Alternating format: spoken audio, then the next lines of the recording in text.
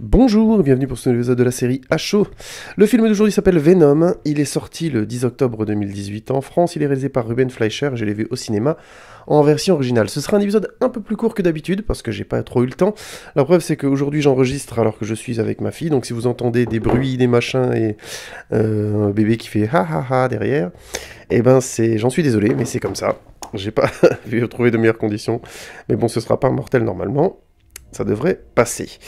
Alors, comme je l'ai dit, je l'ai vu au cinéma en version originale, heureusement, puisque ça me permet de profiter un petit peu de la VO et de la voix de Tom Hardy, notamment, et je trouve que c'était déjà une qualité, quitte à voir un film avec Tom Hardy, autant entendre sa voix, qui est un de ses outils, entre guillemets, d'acteur, je trouve, les plus intéressants.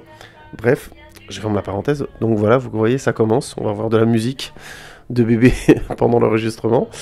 Donc, comme je disais, Venom était un film très très attendu puisque beaucoup de gens sont fans non seulement du personnage, ça faisait des années qu'on entendait des rumeurs sur le fait que le film allait se faire ou pas dans le MCU, hors du MCU. Il se trouve que pour la petite histoire, le personnage appartenait ainsi que les personnages de l'univers Spider-Man à Sony. Sony n'ayant pas de contrat avec Marvel et ne souhaitant pas jusque-là que Spider-Man fasse partie du MCU jusqu'à ce que The Amazing Spider-Man 1 et 2 fonctionnent moyennement par rapport à des films du MCU, donc des Avengers et tout ça, qui cartonnaient sans arrêt. Donc, ou quasiment à quasi aucune exception près. De facto, quand ils ont eu l'occasion de faire rentrer Spider-Man dans l'univers des Avengers, ils l'ont fait. Et ça a été tout de suite un carton total avec le très bon choix de casting de Tom Holland et la fraîcheur amenée à l'univers du MCU par le personnage de Spider-Man, notamment dans le film Spider-Man Homecoming, sur lequel je ferai probablement une review à l'occasion.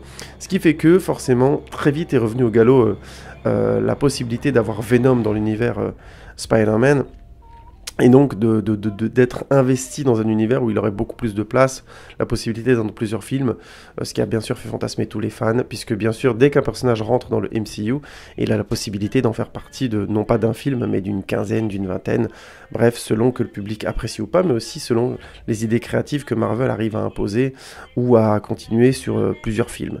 Et de facto, on s'est retrouvé très vite avec une rumeur de Tom Hardy derrière le personnage, et effectivement, c'était vrai. Tom Hardy avait signé notamment pour coproduire le projet et pour pouvoir probablement trouver sa place dans les films de super-héros, là où il avait déjà tenté son coup en étant Bane dans The Dark Knight Rises de Christopher Nolan, mais qui était pour le coup un one-shot et qui, par définition, n'allait pas lui permettre d'enchaîner une carrière un peu plus longue. Faut pas se leurrer, hein, les acteurs du niveau de Tom Hardy et ainsi de suite, ils essaient tous de faire quelques films bankable, un ou plus selon leur style, et en parallèle de ça ils font des films, on va dire, où il y a beaucoup moins de moyens, ils sont beaucoup moins bien payés, mais par contre ils peuvent c'est simplement des meilleurs films, hein.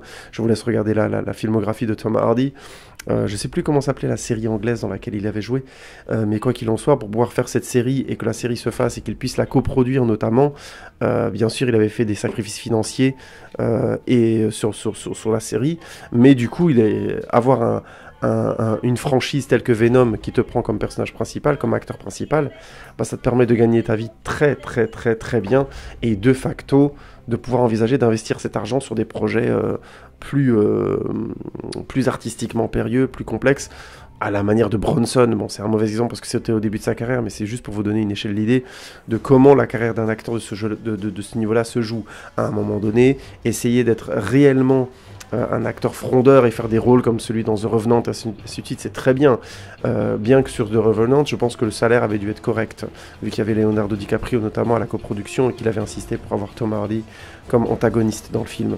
Mais en l'occurrence, la plupart du temps, pour les acteurs, l'enjeu c'est de jouer dans des blockbusters pour croûter, entre guillemets, gagner bien sa vie, et en parallèle de ça, faire des films d'auteur pour la carrière, pour l'art aussi, pour le fait de faire des films plus intéressants, pour eux, plus complexes, et ainsi de suite.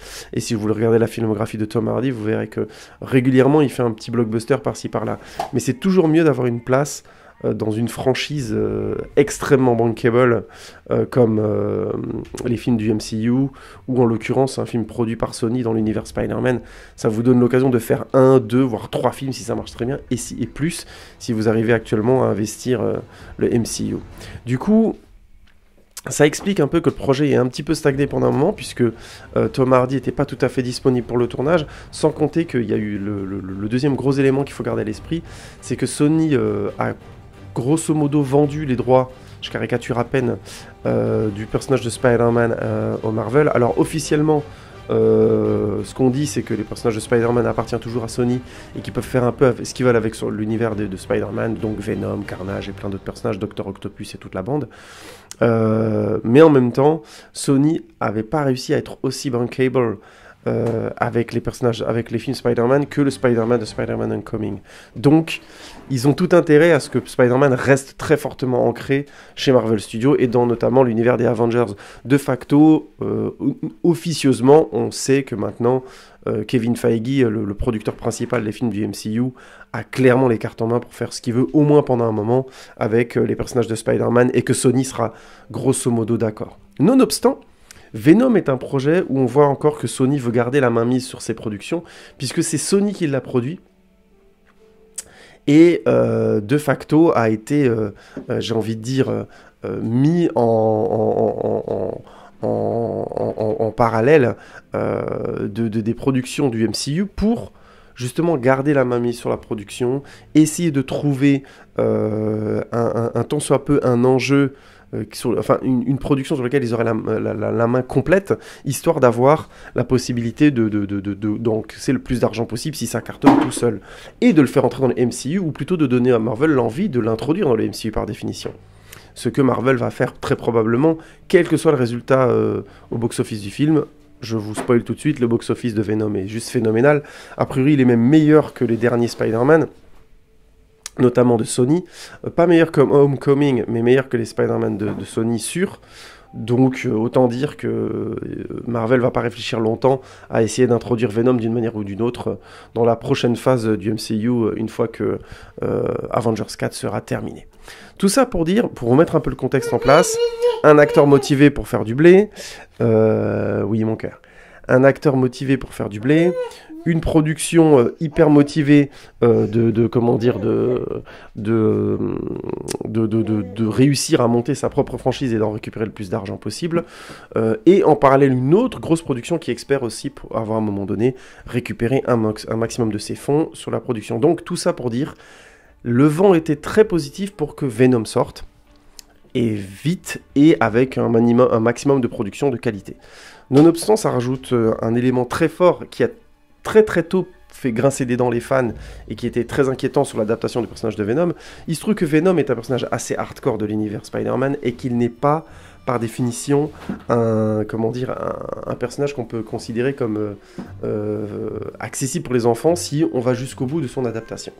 Et comme les fans le craignaient très très vite, ce qui devait arriver arriva, le film a très vite été classifié pour toute la famille, et non pas, comme les fans le voulaient, pour R-rated, c'est-à-dire avec des scènes du sang, de la violence, et ainsi de suite, ce qui aurait pu correspondre beaucoup mieux au personnage de facto. Et du coup, dès l'annonce de la sortie du film, les fans ont commencé à dire tout de suite que ça allait être une adaptation bancale probablement, même si on a eu des premières images où Tom Hardy se lâchait bien, et que Tom Hardy était le premier à dire que non, le personnage allait être violent, et que ça allait être un des thèmes du film, de faire en sorte que Eddie Brock, donc le personnage de Venom, soit confronté au symbiote à Venom, et face à son côté hardcore, il devrait modérer ça, éviter qu'il tue des gens, et ainsi de suite, et que ce serait un des débats, et un des cœurs, entre guillemets, de la narration du film. Donc, mine de rien, l'annonce du film en PG-13, donc en accessible à toute la famille, avait déjà en quelque sorte fait flipper les fans, et je dois dire clairement, avant de spoiler ma critique, que c'est plus ou moins juste d'avoir eu peur de ça au vu du résultat. Je vous fais un pitch rapide du film. Eddie Brock est un journaliste qui, lors d'une de ses enquêtes notamment, est amené à critiquer un très riche magnat de la finance.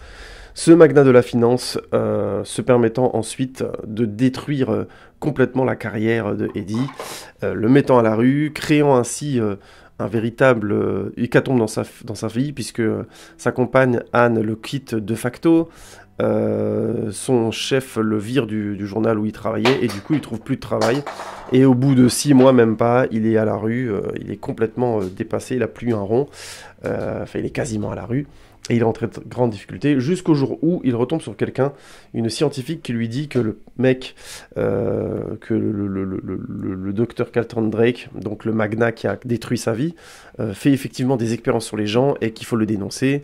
Il hésite un peu mais finalement il va. Et au moment où il rentre dans les fameuses installations du grand méchant, il tombe bien sûr sur le symbiote qui prend possession de lui, le transformant en Venom. Je passe les détails parce que c'est un peu un début de film très très classique. Le film ne faisant pas de fioritures. Et quand je dis qu'il fait pas de fioritures, je vais aller très vite au fond du sujet. Il se trouve que le réalisateur du film, c'est Ruben Fleischer. Ruben Fleischer, j'ai pas vu tous ses films. J'avais essentiellement vu Gangster Squad. Et ce qui est marrant, c'est que si on compare Gangster Squad quelque part à Venom, il y a des choses très très cousines. Bon, vu que c'est le même réalisateur, mais ça va au-delà de ça. Gangster Squad avait beaucoup fait parler de lui, et notamment avait été passé dans plusieurs festivals, si je dis pas de bêtises. Je sais pas s'il avait été sélectionné à Cannes, mais il avait été sélectionné dans de bons festivals, notamment parce que le méchant du film devait être interprété par Sean Penn, et Sean Penn devait jouer un mafieux terrible et violent, ce qui était pour le coup très intéressant, puisque Sean Penn est Sean Penn, un acteur tout à fait charismatique, et donc on attendait beaucoup de ce film et du personnage. Il y a eu toute une hype autour de ce film, et finalement on s'est retrouvé avec un film assez lisse, assez évident, et un méchant qui finalement manquait relativement de relief. Ce qui fait que les gens avaient été plus ou moins déçus. Le film était sympa, c'était un très bon film d'action, un film noir, tout à fait sympa, avec un bon casting. Il y avait, si je dis pas de bêtises, il y avait Ryan Gosling, oh zut, l'acteur qui joue Thanos et Cable, voilà, ça me revient. Josh Brolin, enfin voilà, Anthony Mackie aussi, enfin voilà, tout un bon petit casting, et le film roulait bien, mais avec un casting d'un poids pareil, on aurait pu s'attendre à autre chose, alors qu'on avait finalement une très bonne série B, mais sans plus. Et je me souviens que la musique, que j'apprécie particulièrement, que vous avez peut-être déjà entendu sur mes critiques, je la mets parfois dans le fond, exactement ça, c'est la musique portait le film, et au final c'est un film qui glissait, qui avait peu d'aspérité et finalement peu de détours. Ce qui fait qu'on se retrouvait avec un potentiel dingue pour un film au final relativement moyen et pas tout à fait... Enfin, qui n'arrivait pas au niveau de sa hype, mais je pense, genre, pas du tout. C'était juste un bon film, alors qu'avec des acteurs pareils, un casting pareil, on devrait s'attendre à beaucoup mieux. Eh ben, je vais faire simple, mais Venom, c'est un peu ça. Avec le personnage de Venom, on peut avoir des histoires hardcore, violentes, et effectivement, le film ne laisse esquisser par moments ce que ça pourrait être. En plus de ça, avec un acteur comme Tom Hardy, mec qui a fait des films complètement hardcore, qui est capable de jouer des trucs très limites, qui a pas peur de se mettre en danger, on pourrait s'attendre aussi à quelque chose de très très très fort et violent. Donc la rencontre entre Venom et Tom Hardy, ça aurait dû donner un film R-rated, hardcore, sombre, complexe, tout à fait super-héroïque, pour le coup, ça aurait pas été un souci. Mais ça aurait dû arriver là. En l'état, Venom, c'est juste pas ça. Je comprends qu'il y ait des gens qui ont attendu ça et qui sont donc très très déçus et qui sont critiques sur le film, et honnêtement ça s'entend. Nonobstant, je pense qu'on peut juste pas critiquer le film dans ce sens-là, puisque je trouve qu'il ment pas sur ce qu'il est. Alors toute proportion gardée, j'avais dit que le film n'est pas PG-13, le film est PG-13, pardon, et honnêtement c'est compréhensible. Mais en l'occurrence, pour questions commerciales, mais en l'occurrence, c'est clair que le film perd en potentiel. Je vais rien spoiler, mais grosso modo, le personnage de Venom est un symbiote qui te dit clairement dès le début du film qu'il bouffe des gens, et très vite dans le film, il bouffe des gens, il n'y a pas de sang, on voit pas de morceaux, on voit rien, quasi rien.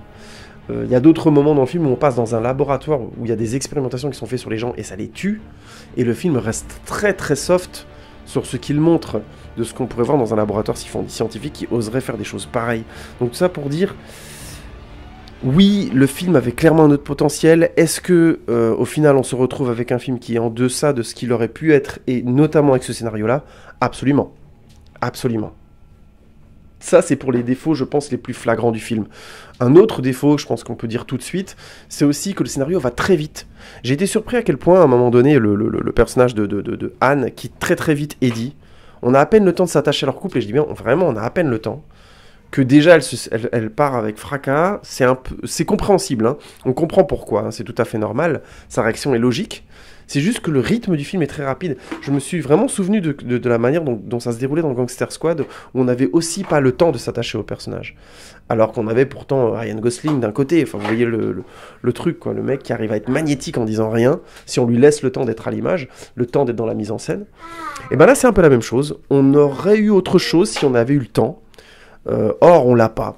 Et du coup on se retrouve avec un film qui ne prend pas le temps de se mettre en place, je pense, qui va un peu trop vite, et du coup on arrive un petit peu à ma critique globale. Venom, c'est pas mal du tout. C'est-à-dire que, faut m'entendre. Oui, c'est décevant par rapport à ce qu'on aurait pu attendre de Venom. Oui, c'est décevant par rapport à ce qu'on aurait pu attendre de Tom Hardy. Oui, le scénario avait un autre potentiel. Et oui, l'histoire va un peu vite. Nonobstant, ça reste un film de super-héros, je trouve, calibré, certes. Grand public, malheureusement. Mais tout à fait sympathique, avec...